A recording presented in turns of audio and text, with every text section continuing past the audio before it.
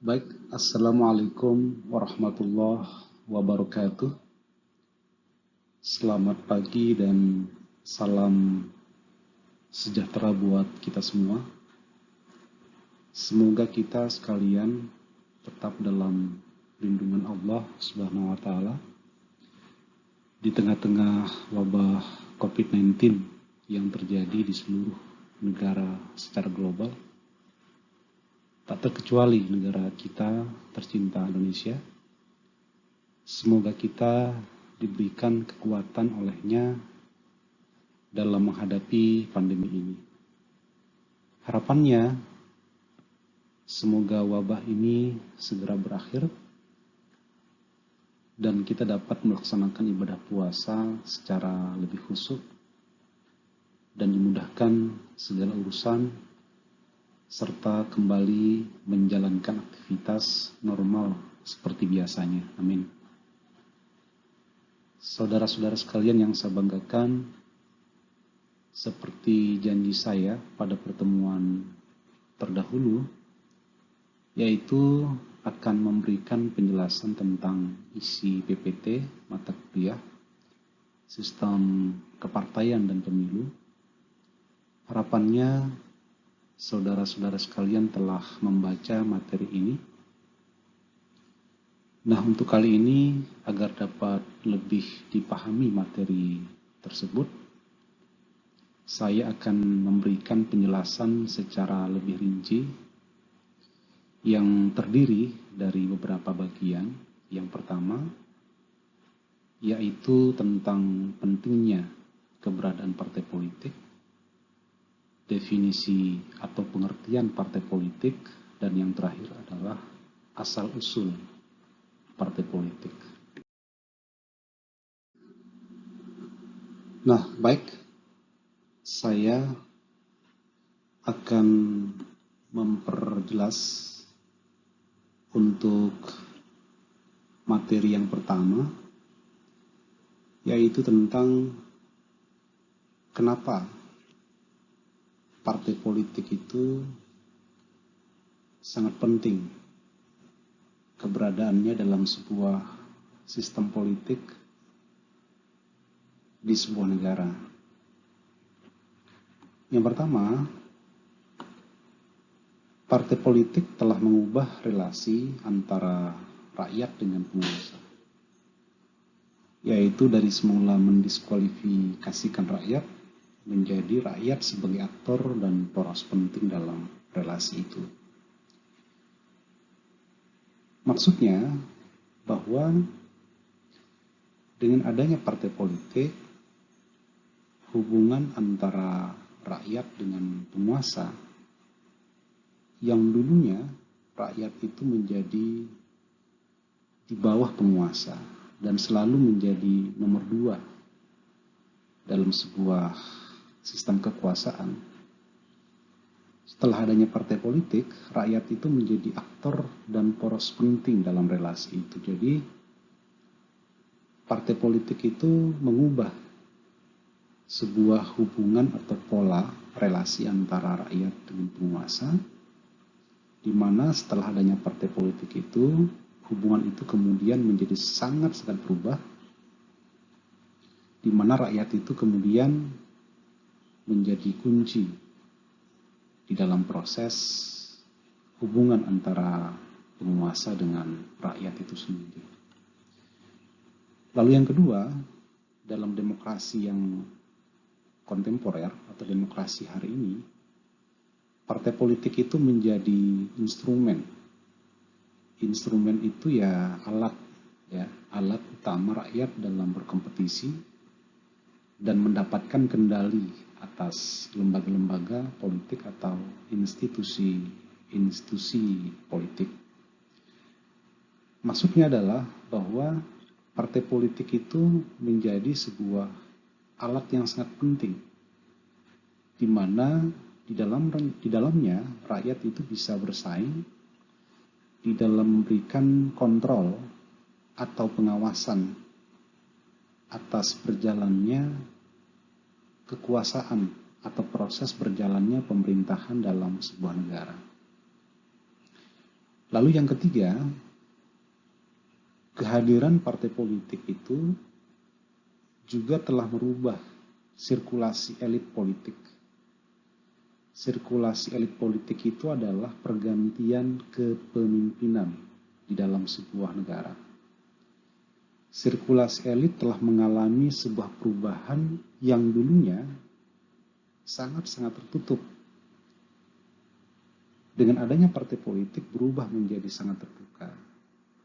Jadi sebelum adanya partai politik itu, proses pergantian kekuasaan atau kepemimpinan dalam sebuah negara itu hanya dikendalikan oleh segelintir orang saja atau sekelompok elit politik saja. Dan setelah adanya partai politik, berubah menjadi sangat-sangat terbuka, di mana rakyat atau warga negara secara bebas untuk ikut bersaing di dalam mengambil peran dalam proses pergantian kekuasaan dalam sebuah negara. Lalu kemudian, partai politik juga digunakan untuk memberikan pengaruh kuat atas kebijakan-kebijakan publik. Jadi partai politik itu memberikan sebuah pengaruh di dalam kebijakan-kebijakan yang dikeluarkan oleh pemerintah, baik lembaga eksekutif, legislatif maupun yudikatif.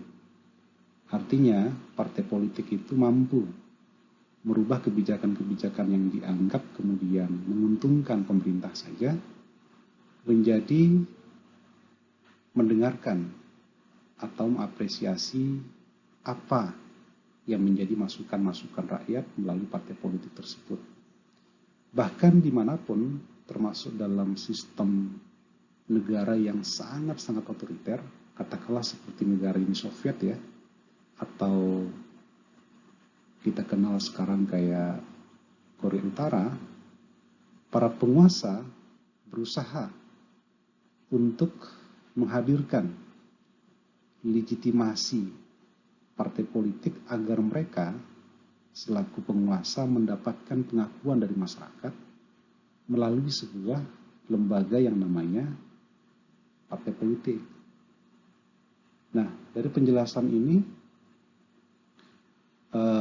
menurut saya bahwa dalam sebuah negara,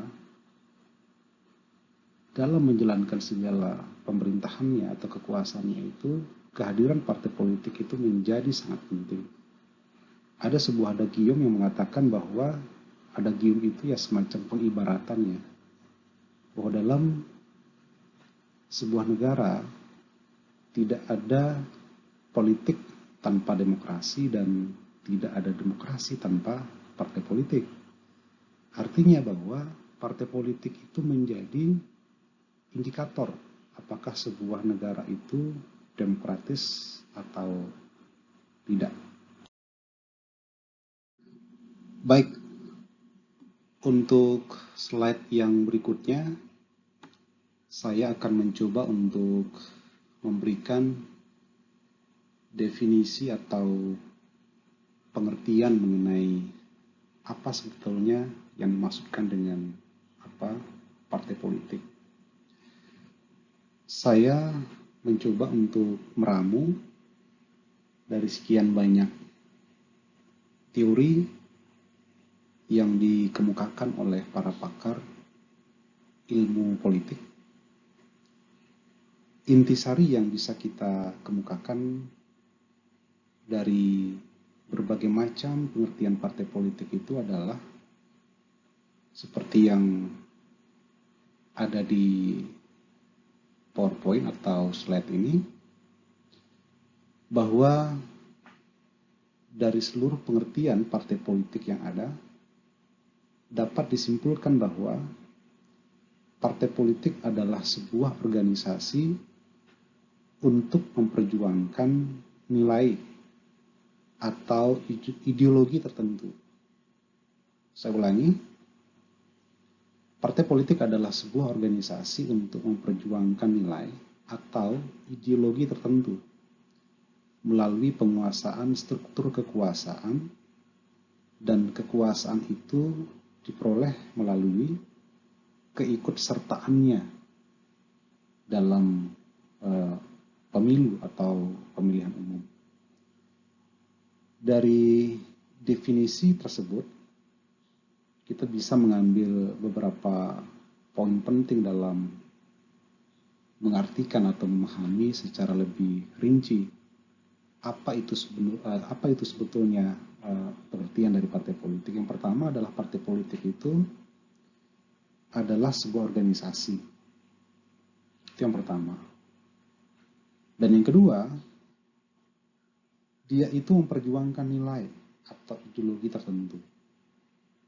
Kemudian adanya sebuah proses penguasaan struktur kekuasaan yang mana kekuasaan itu diperoleh melalui keikutsertaannya dalam pemilihan umum.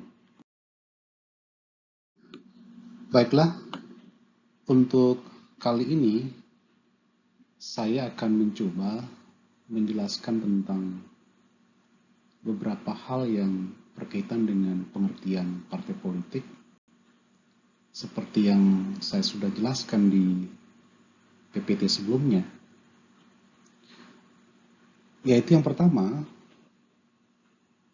partai politik itu merupakan sebuah organisasi. Sebagai sebuah lembaga atau organisasi, partai politik itu tentu sama seperti lembaga-lembaga lainnya, bahwa di dalamnya terdapat anggota, kemudian adanya pembagian kerja, kemudian adanya perencanaan organisasi, lalu adanya kontrol atau pengawasan internal di dalamnya itu, serta adanya regulasi atau aturan main yang mengatur tentang perilaku anggota dan organisasi yang bersangkutan. Dalam hal ini adalah partai politik. Kemudian yang kedua, partai politik merupakan instrumen perjuangan nilai atau ideologi. Saya sudah jelaskan poin yang ini.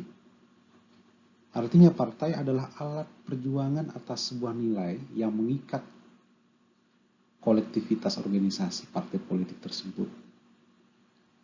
Artinya partai politik itu pasti memiliki nilai-nilai dasar yang akan diperjuangkan. Bisa jadi bahwa nilai-nilai itu menyangkut masalah agama, keyakinan-keyakinan tertentu, kemudian paham-paham tertentu.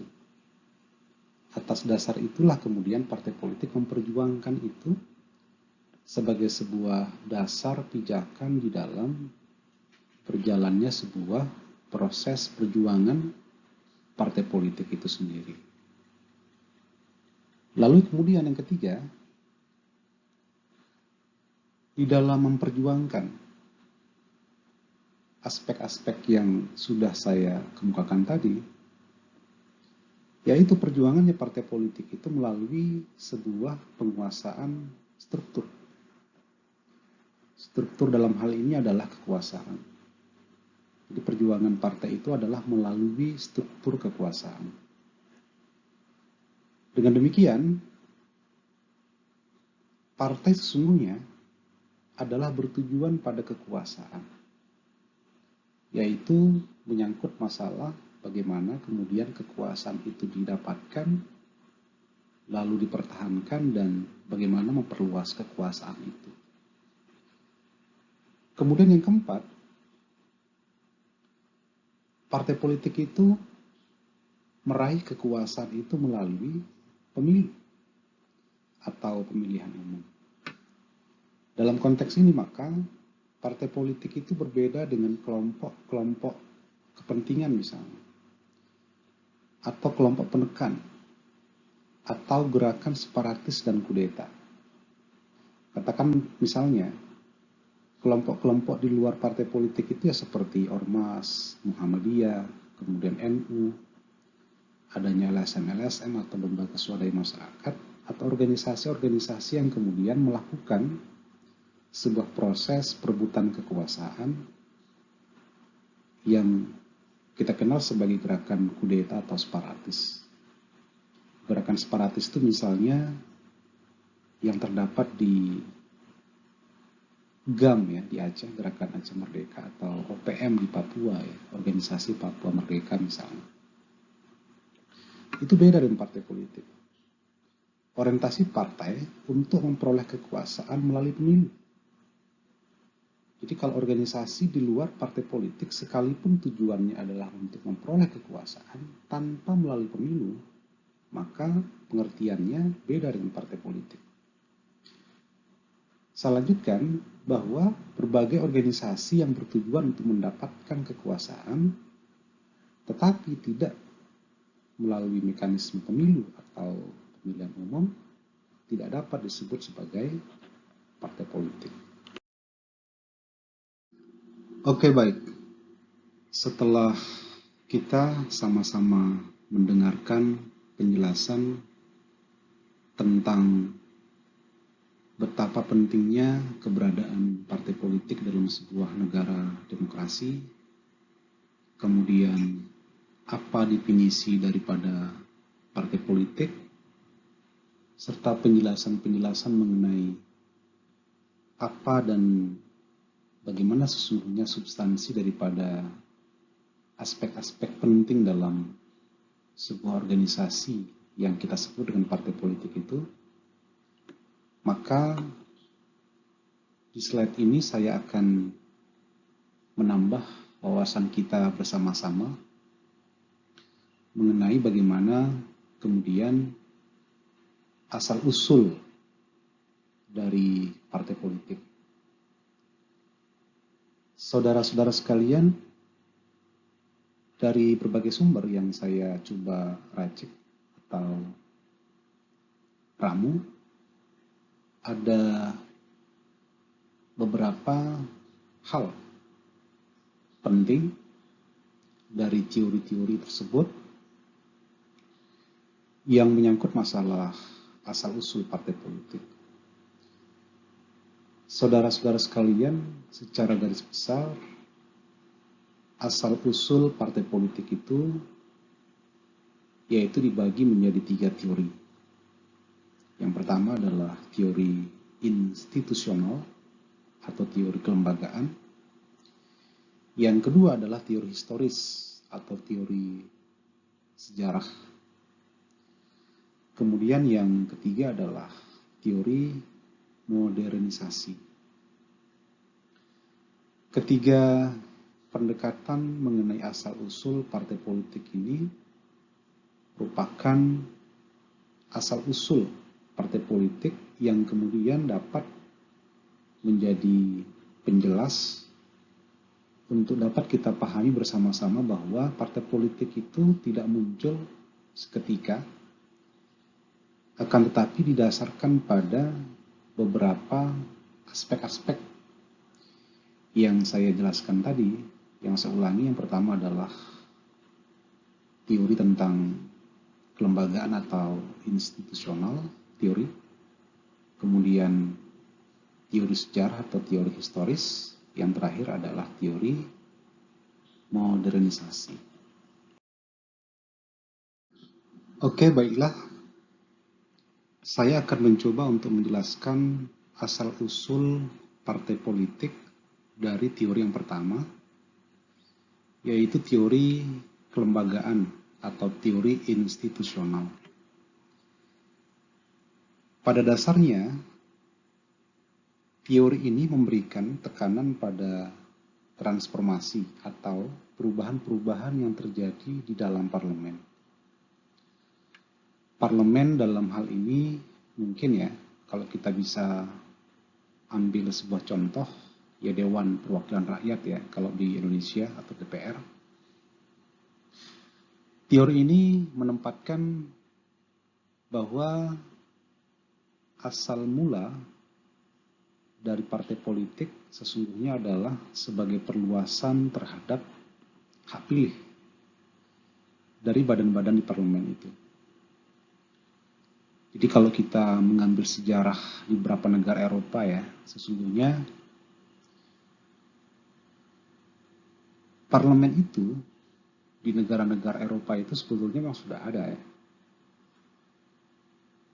Jauh sebelum adanya partai politik itu, di parlemen ya sudah ada. Maka teori ini melihat lahirnya partai politik dari dua arah, yaitu partai politik yang terbentuk dari dalam parlemen itu sendiri atau intra parlemen, dan partai politik yang lahir dari luar parlemen atau ekstra parlemen. Lalu kemunculan partai politik dari dalam parlemen berkembang dalam 3 tahap, yaitu pertama, lahirnya kelompok-kelompok parlementer. Lalu yang kedua, pembentukan panitia-panitia pemilihan lokal. Dan yang ketiga adalah diadakannya hubungan-hubungan permanen di antara keduanya itu. Poin saya mengenai teori kelembagaan atau teori institusional ini adalah bahwa munculnya partai politik itu sesungguhnya adalah lahir dari sebuah perubahan-perubahan yang terjadi di sebuah lembaga yang kita sebut dengan lembaga perwakilan atau parlemen ini. Artinya, di dalam tubuh parlemen itu sendiri terjadi semacam pola-pola perubahan yang menghendaki adanya sebuah partai politik yang nantinya dapat berkembang untuk mewakili kepentingan-kepentingan yang ada di parlemen itu. Yang pertama, seperti yang saya sudah tekankan tadi bahwa lahirnya kelompok-kelompok di parlemen itu. Parlemen di dalamnya itu terdapat berbagai macam kepentingan-kepentingan kelompok, pribadi-pribadi, atau kepentingan-kepentingan kolektif lainnya. Munculnya kepentingan-kepentingan di internal parlemen itu sendirilah yang kemudian memunculkan partai politik tertentu. Kemudian, di dalam parlemen itu sendiri terdapat panitia-panitia pemilihan lokal. Ya. Di bayangannya di sini bahwa parlemen itu di dalamnya terdapat orang atau sekelompok orang yang memiliki kepentingan untuk membentuk panitia-panitia pemilihan lokal atau daerah. Sehingga terbentuklah partai politik tersebut. Kemudian di dalamnya diadakannya hubungan-hubungan di antara keduanya, yaitu relasi antara kelompok-kelompok parlementer dan relasi antara kelompok-kelompok yang kemudian membentuk panitia-panitia pemilihan lokal. Oke, baik. Selanjutnya saya ingin menjelaskan tentang pendekatan yang kedua, yaitu teori sejarah atau teori historis. Sesungguhnya teori ini menekankan kepada pendekatan sejarah tentu ya. Yang mana ketika pendekatan historis ini kita lakukan, ini dapat menjelaskan tentang munculnya beberapa partai politik generasi pertama, baik di Eropa maupun di negara-negara berkembang, termasuk mungkin di negara-negara Asia Tenggara ya, seperti Indonesia. Saudara-saudara sekalian, poin saya adalah bahwa teori ini memberi tekanan kepada krisis yang terjadi dalam sebuah negara yang berkaitan dengan proses pembangunan bangsa atau nation building. Krisis yang dimaksudkan di sini adalah mungkin kalau kita ambil contoh seperti yang ada di Indonesia ya, krisis yang terjadi pada sejarah awal-awal kemerdekaan Indonesia, yang mana dengan adanya pergerakan kemerdekaan sebagai bentuk perlawanan kepada penjajah, maka muncullah partai-partai yang mana partai-partai itu bertujuan untuk membentuk sebuah lembaga yang secara politik dapat menjadi kelompok yang dapat memperjuangkan nilai-nilai kemerdekaan. Katakanlah misalnya seperti Partai Nasional Indonesia atau PNI yang dibentuk oleh Soekarno. Lalu yang kemudian, contoh yang kedua bisa saya kemukakan adalah krisis yang terjadi di Indonesia pada tahun 1998 yang kita kenal dengan krisis moneter ya. Pada saat itu terjadi krisis keuangan yang menyebabkan masyarakat kehilangan kepercayaan kepada pemerintah yang tidak hanya kemudian berkutat kepada isu-isu krisis finansial atau keuangan, tetapi krisis kepercayaan oleh karena rezim Soeharto telah banyak melakukan penyalahgunaan kekuasaan atau kewenangan seperti korupsi, kemudian pelanggaran HAM, dan lain sebagainya, sehingga kemudian terjadilah reformasi. Reformasi melahirkan partai politik baru, yang mana partai-partai politik itu mencerminkan perjuangan sekelompok orang yang kemudian lahir untuk menciptakan sebuah partai-partai politik yang akan memperjuangkan nilai-nilai mereka di dalam hal bersama-sama membangun sebuah sistem demokrasi yang terbuka atau demokratis, berbeda dengan sistem demokrasi yang otoriter seperti yang dilakukan pada masa Orde Baru. Maka pada saat itu kita ketahui bersama-sama bahwa banyak sekali partai-partai baru yang muncul saat itu, yang sebelumnya hanya dibatasi hanya 3 partai politik, yaitu PDI, kemudian Golkar, dan Partai Persatuan Pembangunan atau P3. Poin dari teori historis ini adalah bahwa partai politik itu muncul atau lahir diawali oleh krisis tertentu yang terjadi dalam sebuah negara. Krisis itu bisa macam-macam ya, bisa krisis kepercayaan, bisa krisis keuangan, bisa krisis akibat karena penjajahan yang berlama seperti yang ada pada masa kolonialisme Belanda, atau krisis-krisis lainnya yang memunculkan adanya kesadaran baru bagi masyarakat untuk berjuang melalui partai politik. Oke, baik, saya akan memberikan penjelasan yang terakhir mengenai asal-usul partai politik melalui pendekatan teori yang ketiga, yaitu teori modernisasi. Seperti yang sudah tercantum di slide, saya bacakan bahwa ada sebuah teori atau formulasi yang mengatakan bahwa partai-partai massa ini ya saya bisa artikan sebagai partai-partai yang kemudian melibatkan banyak sekali kelompok-kelompok atau kelas-kelas di dalam masyarakat yang itu merupakan produk dari perkembangan modernisasi sosial yang tumbuh dan berkembang di masyarakat.